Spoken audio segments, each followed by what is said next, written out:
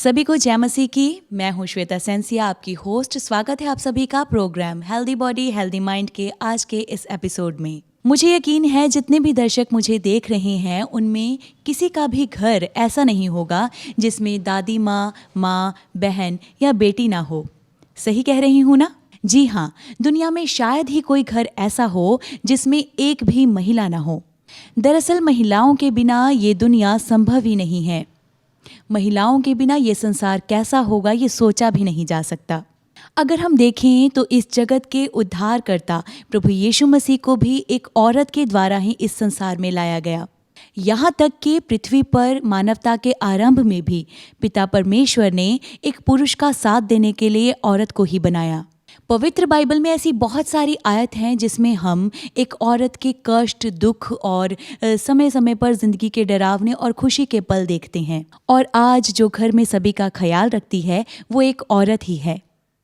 लेकिन अक्सर हम उसका ख्याल रखने के बारे में और उसकी सेहत का ख्याल रखने के बारे में बिल्कुल भी नहीं सोचते हैं। और बहुत कम मौके ऐसे होते हैं जिनमें हम महिलाओं की सेहत के बारे में बात करते हैं, और आज ऐसा ही एक मौका है। अगर बात करें महिलाओं के स्वास्थ्य की तो ऐसा कहा जाता है कि कुदरत ने महिलाओं को एक अहम शक्ति से नवाजा है, जो है जिंदगी को इस दुनिया में लाने की शक्ति। लेकिन दूसरों का ख्याल रखते रखते अगर वो खुद अपना ख्याल रखना भूल जाए या खुद अपना ख्याल ना रखे तो उसे ज़िंदगी के बहुत सारे पड़ावों में बहुत सारी समस्याओं का सामना भी करना पड़ सकता है।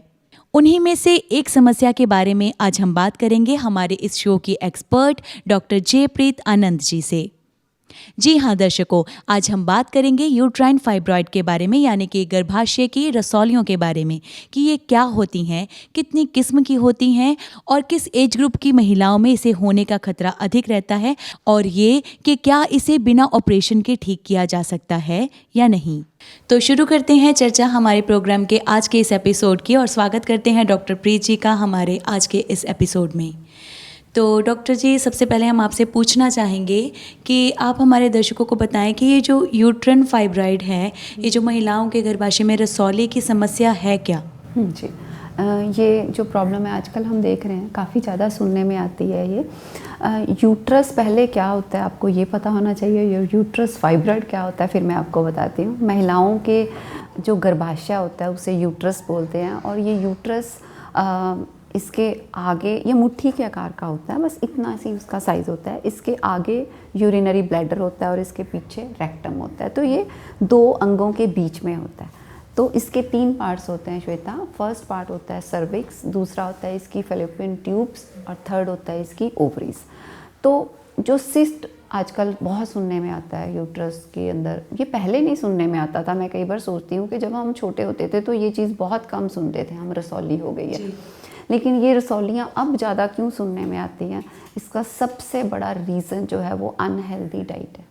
आपको पता है कि जब मैं किसी पेशेंट की हिस्ट्री लेती हूँ तो उसकी हिस्ट्री में मुझे ये समझ में आ जाता है कि उसकी अगर मैं डाइट ध्यान से देखती हूँ तो उसकी डाइट जो होती है वो घर का खाना कम होता है। कई बार उसके अंदर उसमें जंक ज़्यादा होता है या बाहर का ज़्यादा होता है। तो मेन रीजंस मैं आपको बाद में बताऊंगी। लेकिन रसौली जो होती है ये एक फ्लैश, एक लंप होती है, एक अंदर ही अंदर एक आप कह लीजिए कि एक फ्लैश का लंप बन जाता है अंदर, जो कि पेनफुल भी होता है और नहीं भी पेनफुल होता है। कई बार तो उसका पता ही नहीं चलता, वो आपकी बॉडी में आपको कोई पेन नहीं होता, लेकिन कई बार वो पेनफुल होता है। ये बहुत ज़्यादा जानलेवा नहीं है, ये नहीं कि ये कैंसर की तरह जानलेवा है, लेकिन इसको इग्नोर भी नहीं करना चाहिए। अगर ये आपके यूट्रस के अंदर डिटेक्ट हो चुका है, अगर आपको पता चल चुका है, तो हम इसे इग्नोर भी नहीं करेंगे। हाँ, बट मैं आज आपको जो इसके अंदर बताने जा रही हूँ, मैं आपको वो चीज़ें बताने जा रही हूँ जिससे आप सर्जरी को अवॉइड कर सकें, आप ऑपरेशन को अवॉइड कर सकें। तो मेन आपको पहले ये समझना है कि यूट्रस फाइब्रॉइड होता क्यों है, रीज़न क्या है। इसके यूट्रस जो होता है, क्योंकि इसकी 3 लेयर्स होती हैं, ये इनसाइड आता है, अंदर होता है ये उसके। तो उसकी एक आउटर लेयर, उसके बाद उसकी मिडल लेयर, और सबसे अंदर एंडोमेट्रियस लेयर, ये वहाँ पे बनना शुरू हो जाता है। और ये पता तब चलना शुरू होता है किसी भी औरत को जब उसके पीरियड्स इरेगुलर हो जाते हैं, या फिर उसको दर्द होना शुरू हो जाता है, या उसको ब्लीडिंग बहुत ज़्यादा होने लग जाती है या बहुत कम होने लग जाती है। तो ऐसे कुछ कारण हैं जिसके बाद उसे लगता है कि मेरी बॉडी के अंदर कुछ सही नहीं है। और ये डायग्नोज कहाँ से होगा? जब आप अल्ट्रासाउंड करवा लेते हो। विदाउट अल्ट्रासाउंड आपको नहीं पता चलता कि ये किस साइज़ का है, किस शेप का है, कहाँ पे पड़ा है, क्या लोकेशन है इसकी, इसको क्या सर्जरी करनी ज़रूरी है, ये पानी वाली रसौली है, ये पस वाली है, या ब्लड वाली है, कौन सी है, ये आपको अल्ट्रासाउंड के बाद ही पता चलता है। तो मेन जो है फाइब्रॉइड जो है उसके विषय में मैं आपको उसके रीजंस और उसकी डाइट और उसे कैसे अवॉइड किया जा सकता है इसे आगे बताती हूँ। जैसा मैंने श्वेता आपको पहले भी बताया कि आयुर्वेद के अनुसार ये एक कफ दोष की बीमारी है, ये एक म्यूकस से रिलेटेड बीमारी है। अगर आप कभी इस रसौली को देखोगे तो ये जस्ट एक म्यूकस सा लगता है ना, एक कफेज बीमारी है। मतलब ये भी इसका मतलब कि बॉडी के अंदर जब हमारी कफ वाली डाइट ज़्यादा होती है, जैसे मैं पिछले एपिसोड में बता रही थी, जब हमारे अंदर चिकनी चीज़ें ज़्यादा कफ वाली डाइट जाती है तो ये उससे ज़्यादा होती है। मीन्स के डेयरी प्रोडक्ट ज़्यादा जाते हैं या फिर चिकन, एग्स, ये चीज़ें बहुत एक्सेस में जाती हैं, प्रोटीन वाली चीज़ें। हाँ जी, ये उन चीज़ों से होती है। और इसके लिए आपको कृपया, मतलब बहुत लंबी लिस्ट है, अगर आप इसे इंटरनेट के ऊपर एंटी कफेज डाइट को आप देखेंगे ध्यान से कि मुझे कौन सी डाइट जो है, कफेज डाइट कौन सी होती है और उस डाइट को आपने अवॉइड करना है। इसके अंदर आप बहुत कफ वाली चीज़ें नहीं खाओगे जो आपके कफ को, म्यूकस को इंक्रीज़ करती हैं, उससे इसका साइज़ बढ़ना शुरू हो जाता है। तो ये तो मुझे लगता है कि हमारे दर्शकों को पता चल गया होगा कि ये जो यूट्रन फाइब्रॉइड है ये क्या है। तो आपने जैसे कहा कि इसके कुछ कारण हैं, वो आपसे हम ज़रूर जानना चाहेंगे कि इसके कारण आप हमारे दर्शकों को ज़रूर बताएं, क्योंकि बहुत सारी महिलाएं हैं जिन्हें अभी तक इसके बारे में कुछ भी नहीं पता है और मुझे लगता है कि अवेयरनेस होना बहुत ज़रूरी है। तो आप इसके रीज़न्स ज़रूर हमारे दर्शकों के साथ शेयर करें। जी, बहुत सारी बहनों को जिनको ये प्रॉब्लम होती है वो किसी भी एज की हो सकती हैं श्वेता। उसके अंदर ये नहीं कि ये बहुत बूढ़ी महिलाओं को होता है, ये 20 के बाद कभी भी किसी भी एज की लेडीज़ को हो जाता है देखने में जब आता है। तो इसके जो मेन रीजंस होते हैं, खान पान तो मैं आपको हमेशा बोलती हूँ कि अनहेल्दी डाइट तो है ही।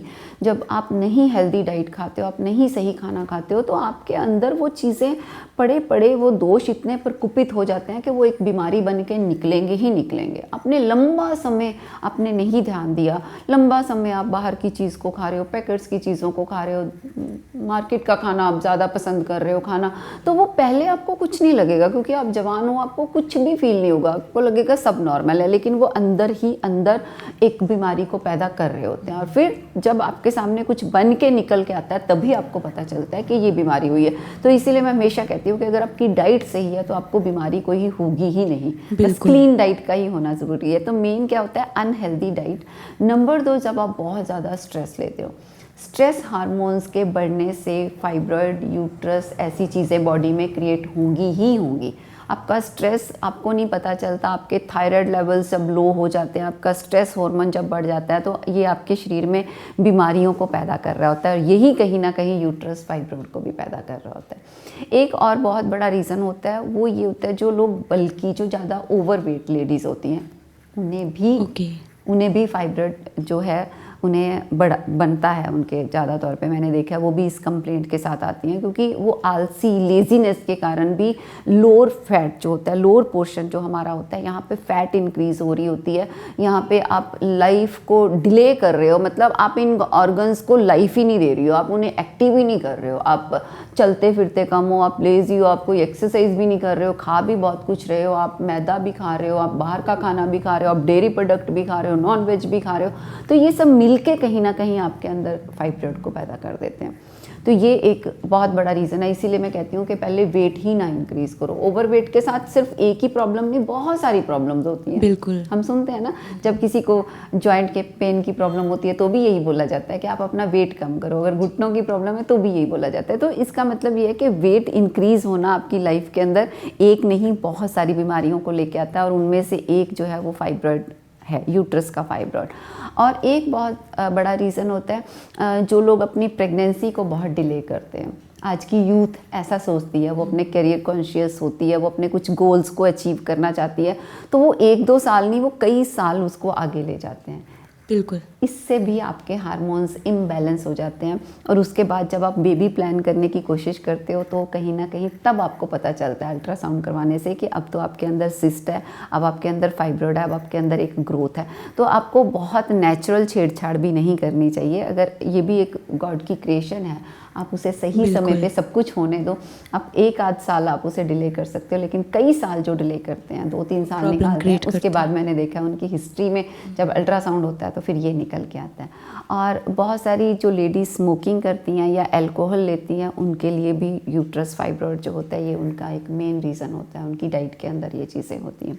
तो अब हम जानना चाहेंगे कि अगर किसी महिला में इसकी डेवलपमेंट होती है तो उसे कैसे डायग्नोज किया जा सकता है, मतलब उसके क्या सिम्टम्स दिखाई देते हैं? हाँ जी, इसमें श्वेता जो सबसे पहले होता है उसके पीरियड्स इरेगुलर हो जाते हैं, मेंसेस इरेगुलर हो जाते हैं। लोग बोलते हैं या तो बहुत ज़्यादा उनको 7-7 दिन 8-8 दिन चल रहे हैं, या फिर बहुत ही कम, बहुत ही स्कैंटी हो जाते हैं। तो उससे क्या होता है कि उनको पेन ज़्यादा आना, ब्लीडिंग ज़्यादा आना। तो जब भी कोई ऐसा पेशेंट होता है उसे ज़रूर अल्ट्रासाउंड करा के चेक कराना चाहिए कि कहीं उसके अंदर सौली या कोई गांठ तो नहीं बन रही है। उसे कभी भी ऐसे इग्नोर नहीं करना चाहिए, क्योंकि जब आप 7 डेज़ या बहुत सारे दिन आपको कभी बीच बीच में आ रहे हैं, 15 डेज़ बाद आ रहे हैं, तो आपको चेक करना ज़रूरी है। क्योंकि उससे क्या होता है, जब ब्लीडिंग ज़्यादा होती है तो HB कम हो जाता है बॉडी के अंदर, हीमोग्लोबिन कम हो जाता है, और हीमोग्लोबिन के कम होने से वीकनेस आनी शुरू हो जाती है।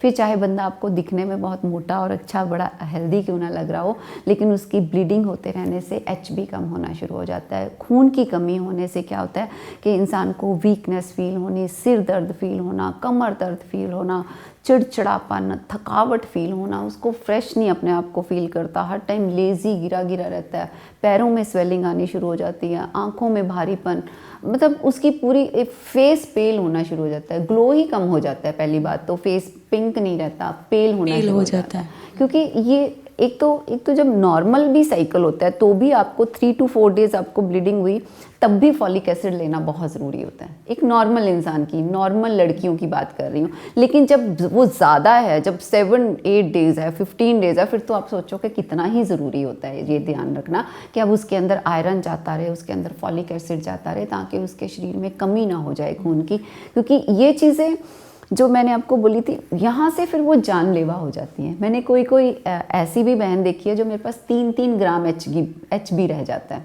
बिल्कुल, हमने भी ऐसी टेस्टिमनीज सुनी है। 2 ग्राम 3 ग्राम में तो आपको ब्लड ही ट्रांसफ्यूजन करना पड़ता है। उस वक्त आपकी सारी सलाहें भी फिर फेल हो जाती हैं कि आप ये खा लो, आप ये ले लो, आप ये सूप पियो। वहाँ पे तो उन्हें जब तक ब्लड ना चढ़ाया जाए तब तक बात नहीं बनती। इसलिए महिलाएं इस बात का ध्यान दें, अगर आपको पीरियड 7-8 दिन 9 दिन आ रहे हैं तो आपको ये ध्यान देना है कि चेक करवाना है आपको, कि हाँ आपको अल्ट्रासाउंड करवाना है, आपको देखना है कि कहीं आपके अंदर कोई सिस्ट तो नहीं ग्रो हो रहा। तो इस रीज़न के कारण भी आपके अंदर जो होता है ये जो है ब्लीडिंग ज़्यादा होने से आपका जो है HB कम होना शुरू हो जाता है। ये आपकी सेहत के साथ एक खिलवाड़ होता है। इसके अलावा और प्रॉब्लम्स जो आती हैं श्वेता, वो ये होता है कि उनको बैक पेन बहुत रहती है। क्योंकि अब क्या है, अब यूट्रस के अंदर एक फाइब्रॉइड है तो वो दर्द करेगा ही करेगा। उन्हें यूरिन कई बार आता है, पेशाब समस्या, उन्हें लगता है कि मैं अभी तो यूरिन होके आई थी लेकिन फिर क्यों आ रहा है, क्योंकि अंदर फाइब्रॉइड है और वो कहीं ना कहीं ब्लैडर को प्रेस करता है आगे, तो वो प्रेस करता है तो बार बार यूरिन आता है। फिर उन्हें क्या कई बार होता है, अच्छा खा रही होती है, उन्हें कब्ज़ की प्रॉब्लम हो जाती है। अब उसका भी रीज़न यही है क्योंकि यूट्रस बीच में है, पीछे रेक्टम है, आगे यूरिन का ब्लैडर है, तो अब पीछे भी प्रॉब्लम आएगी। अब उन्हें वहाँ पे भी प्रेस हो रहा है, तो फिर उन्हें कब्ज़ होनी शुरू हो जाती है, फिर उन्हें पेन होना शुरू हो जाता है वहाँ पे। और तो और आप ज़्यादा तौर पे जिनको फाइब्रॉइड होता है उनको लेग्स में पेन बहुत होता है। उनका ये हिस्सा, यहाँ की नर्व्स प्रेस होनी शुरू हो जाती हैं अंदर ही अंदर, और फिर उन्हें इतनी दर्द फील होती है कि उन्हें लगता है कि मेरी टांगें दुख रही हैं, लेकिन रीज़न क्या होता है, यूट्रस का फाइब्रॉइड होना। इसके अलावा जो है श्वेता, वो क्या होता है, इंटरकोर्स के दौरान बहुत पेन होता है उन महिलाओं को, उन्हें ये उनकी कंप्लेंट होती है। और इसके अलावा जब जो एंडोमेट्रियस लेयर मैंने आपको बताया, जब उसकी थिकनिंग बढ़नी शुरू हो जाती है तो उनके हार्मोन्स चेंज होते हैं और उनके चेहरे पे बाल आने शुरू हो जाते हैं। जब आपको कोई भी महिला आके ये कंप्लेंट करती है कि उसकी चिन पे बाल आ रहे हैं या उसकी लिप्स, अपर लिप्स पे ज़्यादा बाल हो रहे हैं, तो ये भी शो करता है कि अब उसके हार्मोन सारे जो हैं वो डिस्टर्ब हो रहे हैं, उसके कारण इम्बैलेंस हो रहे हैं। तो ये भी एक फाइब्रॉइड को इंडिकेट करता है। तो यहाँ पे हमें विदाउट हार्मोन्स के चेक किए, विदाउट ब्लड चेक किए, विदाउट अल्ट्रासाउंड के हमें नहीं पता चलता, लेकिन ये चेकअप्स बहुत ज़्यादा ज़रूरी होते हैं। इसके अलावा बांझपन की समस्या भी आ सकती है। अगर आपका फाइब्रॉइड दिन बर दिन बढ़ता जा रहा है। तो आपको ये चीज़ का भी ध्यान देना है। और मिसकैरेजेस भी होते हैं बार बार, आपको कई बार बांझपन नहीं होगा, आपको बेबी ठहर जाएगा, लेकिन क्योंकि अंदर फाइब्रॉइड भी पड़ा हुआ तो आपको बार बार मिसकैरेज हो जाएगा, बार बार बच्चा गिरने की समस्या आएगी। तो ऐसी बहुत सारी बातें होती हैं, ये बहुत सारी प्रॉब्लम्स हैं जो आपके शरीर में दिखनी शुरू हो जाती हैं। आपको हैवीनेस बहुत फील होती है जब आपके अंदर कोई चीज़ पड़ी हुई है, फाइब्रॉइड है अगर वो बड़ा होता जा रहा है तो आपको वो स्वेलिंग, वो पेन, वो हैवीनेस, वो कमर का दर्द, ये जकड़ापन, ये सारी चीज़ों की कंप्लेंट आनी शुरू हो जाती है। तो इसलिए ये चीज़ों का ध्यान रखना बहुत ज़्यादा ज़रूरी है। तो इस तमाम जानकारी के बाद मैं पूछना चाहूँगी कि ये जो यूट्राइन फाइब्रॉइड है, इसमें सर्जरी को अवॉइड किया जा सकता है? हाँ जी श्वेता, अगर इसमें साइज़ बहुत बड़ा है तो डॉक्टर जैसे कई महिलाओं को 1 किलो तक की फाइब्रॉइड होती है, वो विदाउट सर्जरी, आप उसमें तो सर्जरी के बिना कोई और चारा नहीं है, वहाँ पे करना पड़ता है। वहाँ पे उसको निकालने के लिए 1 किलो की रसौली आपको सर्जरी से ही निकलेगी। सेकेंड, उसमें कई बार यूट्रस को भी निकाल लेते हैं। अगर औरत की उम्र जो है वो बड़ी है, उसे अब बच्चे नहीं चाहिए, उसे बच्चे नहीं पैदा करने, तो वहाँ पे हिस्टेक्टमी कर दी जाती है, यूट्रस को ही बाहर निकाल दिया जाता है। लेकिन अगर एज छोटी है और सिस्ट छोटा है और फाइब्रॉइड छोटा है तो मैं आपको ऐसे कुछ ट्रीटमेंट आयुर्वेद के अकॉर्डिंग ऐसे ट्रीटमेंट्स बताने जा रही हूँ जिन्हें आप अपनी स्क्रीन के ऊपर देखें, जो मैं कुछ आपको हर्ब्स और कुछ दवाइयाँ बताने जा रही हूँ। आप अपने लोकल एक अच्छे आयुर्वेदिक चिकित्सक से डिस्कस करके आप इन्हें ले सकते हैं। आप सर्जरी को अवॉइड कर सकते हैं, ऑपरेशन को अवॉइड कर सकते हैं और ठीक हो सकते हैं। सबसे ज़्यादा आप प्रेयर से ठीक हो सकते हैं। बिल्कुल। हमने 12 साल से बहते लहू वाली औरत के बारे में पढ़ा है ना। बिल्कुल। 12 साल कम नहीं थे, उसे ब्लीडिंग हो रही थी, उसे ना जाने उसे फाइब्रॉइड था या उसे क्या था, है ना। 12 साल से उसे स्मेल भी आती होगी, बहुत कुछ होता होगा, लेकिन उसके अंदर एक विश्वास था कि अगर मैं यीशु मसीह को छू लूँगी या उसके वस्त्र को भी छू लूँगी तो मैं चंगी हो जाऊँगी। आप ठीक हो सकते हैं, आप चंगे हो सकते हैं। आप अपनी डाइट से, आप प्रेयर से, आप ध्यान रख के, प्रिकॉशंस लेते हुए, पॉजिटिव एटीट्यूड के साथ, नेगेटिव कन्फेशंस अपने ऊपर ना बोलते हुए, ना डरते हुए आप ठीक हो सकते हैं। लेकिन आप इस ट्रीटमेंट को, इन चीज़ों को जो मैं आपको बताने जा रही हैं, इन्हें नोट करें, अपने ऊपर अप्लाई करें, इन्हें आप स्वस्थ होंगे, अच्छे होंगे और फिट रहेंगे। तो ट्रीटमेंट के अंदर जो है श्वेता, मैं आयुर्वेद के अकॉर्डिंग बताने जा रही हूँ। इसमें आप डेली हल्दी लेंगे 2 ग्राम खाली पेट। हल्दी बहुत अच्छी होती है, ये कैंसर से लेके, सिस्ट से लेके, कोई भी आपके शरीर के अंदर अगर एबनॉर्मलिटी है तो उसे ये दूर करना शुरू कर देती है। ये स्वेलिंग को हटाती है, ये निकालती है, ये अच्छी अंदर से आपकी डिटॉक्सीफाई करती है। इसके अलावा आयुर्वेद में कांचनार गूगल के बारे में बताया जाता है, जिसकी 2 गोली सुबह और 2 गोली शाम को लेनी होती है। ये फाइब्रॉइड को और सिस्ट को ख़त्म करने में बहुत ही ज़्यादा हेल्पफुल है। इसके अलावा आप हरिद्रा खंड नोट करेंगे। शीघ्रु गूगल करके एक मेडिसिन आती है, ये भी आयुर्वेदिक है। एक प्रद्रांतक चूर्ण करके आता है, इसे आप 1 चम्मच सुबह शाम लेंगे। शतावरी चूर्ण 1 चम्मच सुबह शाम लेंगे।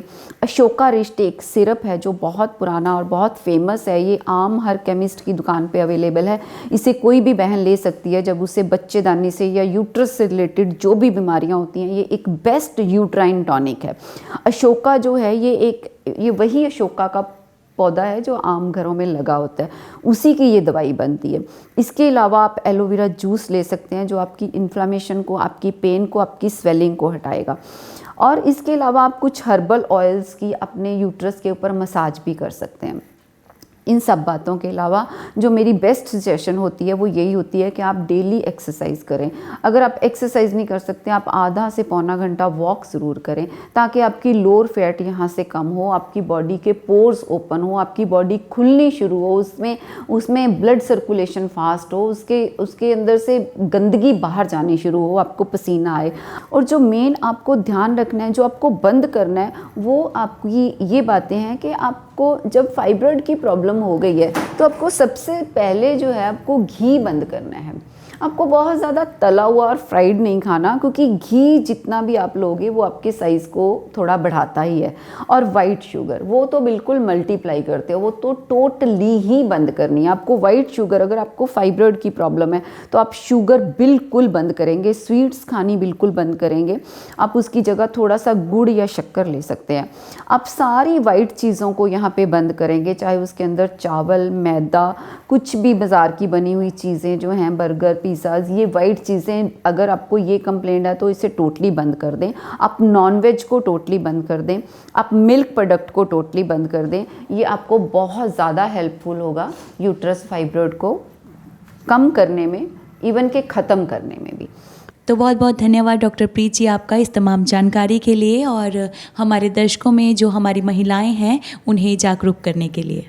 सबको जय मसीह की। तो हमारे दर्शकों में जो आज इस एपिसोड को देख रहे हैं उनमें महिलाओं से मैं कहना चाहूँगी कि जागरूक हो जाएं अपने स्वास्थ्य के लिए, अपने स्वास्थ्य का ध्यान रखें और इस बात पर ध्यान दें कि आपकी जो स्माइल है वो सिर्फ और सिर्फ एक फ़ोटो के एक्सप्रेशन की तरह ही बनकर ना रह जाए, बल्कि वो जो चमक है वो इस बात का प्रतीक हो कि आपकी जो सेहत है वो भरपूर और स्वस्थ है। और सबसे जो ज़रूरी बात है वो ये है कि स्वस्थ रहने के लिए बीमार होने तक का इंतज़ार न करें, बल्कि अपनी प्रायोरिटीज़ में, अपनी प्राथमिकताओं में अपने स्वास्थ्य को भी पहला स्थान दें।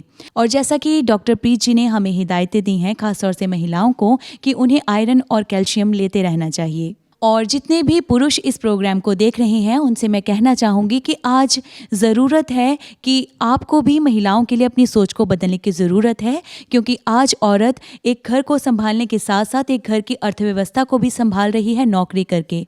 तो अगर एक महिला घर और घर की अर्थव्यवस्था को संभाल रही है तो इसमें आपका भी योगदान बनता है कि आप भी उसके तनाव को कम करने के लिए, उसके स्ट्रेस को कम करने के लिए, उसकी जो मुस्कान है उसको बरकरार रखने में उसका साथ दें। क्योंकि वो कहते हैं ना, नारी से ही नर है वरना सब कुछ बेघर है, मकान बनता घर उससे वरना सब कुछ जर्जर है। तो हम मिलेंगे आपसे अगले एपिसोड में एक नई जानकारी के साथ। तब तक के लिए देखते रहिए प्रार्थना भवन टीवी। सभी को